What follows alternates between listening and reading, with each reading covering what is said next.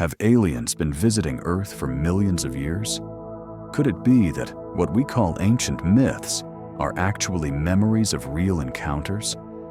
Throughout history, humans have recorded stories of powerful beings who descended from the sky. Some call them gods, others call them angels. But what if they were something else entirely?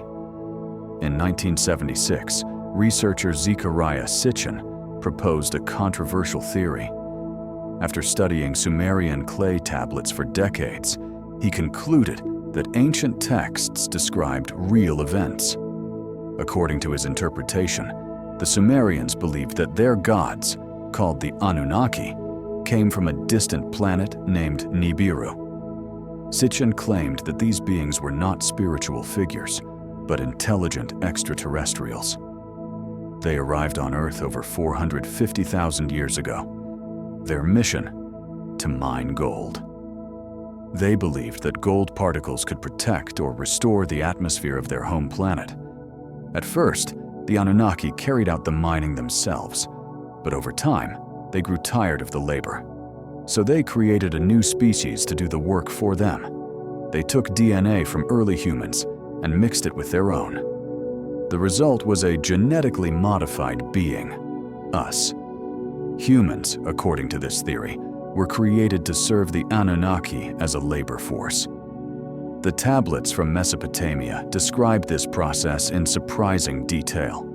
They speak of gene manipulation, artificial creation, and beings being formed from clay. A metaphor, perhaps, for early genetic engineering. But this story isn't limited to Sumer. Across the world, we find similar tales. In West Africa, the Dogon people have a complex mythology that includes beings who came from the stars. They claim these beings came from the Sirius star system, specifically from a star called Sirius B.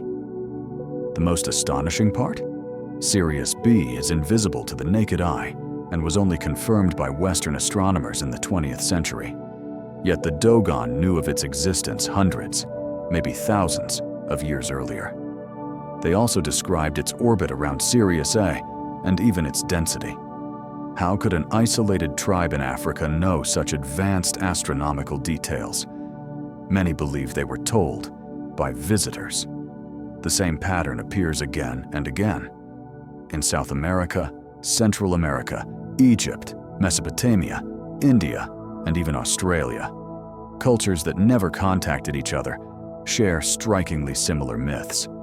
They all speak of beings from the sky, beings who brought knowledge, taught agriculture, mathematics, astronomy, and then disappeared.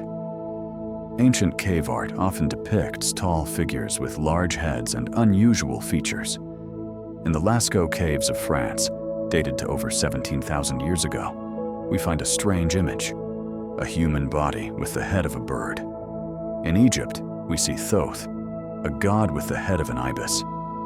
In Mesopotamian art, gods are shown wearing what appear to be helmets and mechanical suits, sometimes holding tools or devices. Are these just symbolic? Or were the artists trying to record something they had seen?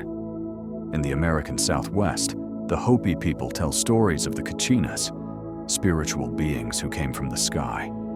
They taught the Hopi how to live in harmony with nature and showed them sacred knowledge. Rock carvings from the Hopi show what many interpret as figures wearing spacesuits, complete with visors and antennas. These are not isolated incidents. In the jungles of Sierra Leone, strange statues were found alongside mysterious blue stones.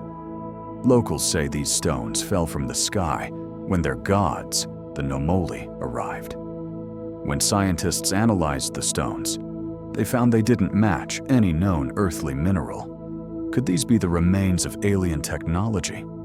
Even the Bible contains possible references to sky beings. The story of Ezekiel's vision describes a flying object surrounded by wheels within wheels and beings that shone like metal. In Genesis, the sons of God come down to earth and take human wives. Ancient texts from India speak of flying machines called vimanas, capable of aerial battles and high-speed travel. If these were just myths, why are the details so consistent across time and geography? Another question remains. Why did human civilization evolve so suddenly?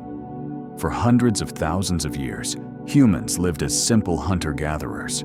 Then, around 6,000 years ago, civilizations appeared, almost overnight. Writing, agriculture, architecture, mathematics, astronomy, all emerged together, as if gifted. Was it evolution? Or influence? Some scientists and historians argue that we underestimate ancient people. They say myths are simply metaphors, but others believe we should consider another possibility: that humanity had help, that intelligent visitors may have guided us, or even created us. Today, we still search the skies for signs of life. We send radio signals, launch probes, and scan distant galaxies. But maybe, long ago, someone already came here. Maybe they left behind clues in stone, in stories, and in our DNA. If so, the real mystery isn't just about where we came from. It's about where they went and whether they will ever come back.